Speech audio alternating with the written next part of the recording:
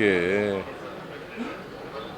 ಏನಾಗಿದೆ ಅಂತಂದರೆ ನಿಜ ಹೇಳಬೇಕು ಅಂತಂದರೆ ಫಾರೆಸ್ಟ್ನಲ್ಲಿ ಜನಗಳು ಜಾಸ್ತಿ ಓಡಾಡೋಕ್ಕೆ ಶುರು ಮಾಡಿಬಿಟ್ಟಿದ್ದಾರೆ.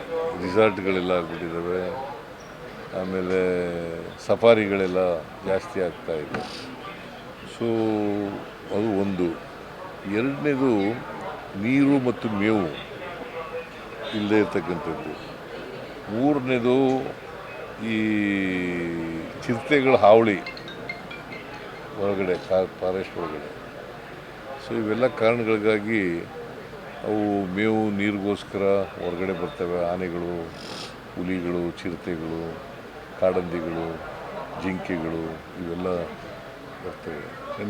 ಇದರಿಂದ ನಿನ್ನೆ ಒಂದು ಮೀಟಿಂಗ್ ಮಾಡಿದ್ದಾರೆ ಇವರು ಮಹದೇವಪ್ಪ, ವೆಂಕಟೇಶ್, ಫಾರೆಸ್ಟ್ ಮಿನಿಸ್ಟರ್ ಎಲ್ಲ ಒಂದು ಮೀಟಿಂಗ್ ಮಾಡಿದ್ದಾರೆ.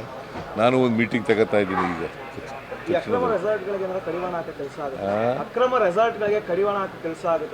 ಕೆಲಸ ಮಾಡೇ ಮಾಡ್ತೀವಿ.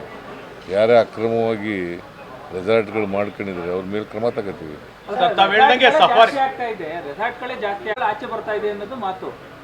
ಅದು ಒಂದು ಕಾರಣ ಅಷ್ಟೇ, ಅದೇ ಮುಖ್ಯ ಕಾರಣ ಅಲ್ಲ, ಅದು ಒಂದು ಕಾರಣ. ಸಫಾರಿಗಳು ಜಾಸ್ತಿ ಆಗ್ತಾ ಇದೆ ಅಂತ ತಾವು ಹೇಳಿದ್ರೆ 4 ಟ್ರಿಪ್ ಮಾಡ್ತಾ ಇದ್ದಾರೆ ಬೆಳಗ್ಗೆಯಿಂದ ಸಂಜೆವರೆಗೂ. ಅದಕ್ಕೆ ಕಡಿಮೆ ಮಾಡಿ ಅಂತ ಹೇಳಿದ್ದೀನಿ. ಮಾಡಿದ್ದಾರೆ ಈಗ ಸಂಜೆ ಕಡಿಮೆ ಮಾಡಿ ಅಂತ ಹೇಳಿದ್ದೀನಿ.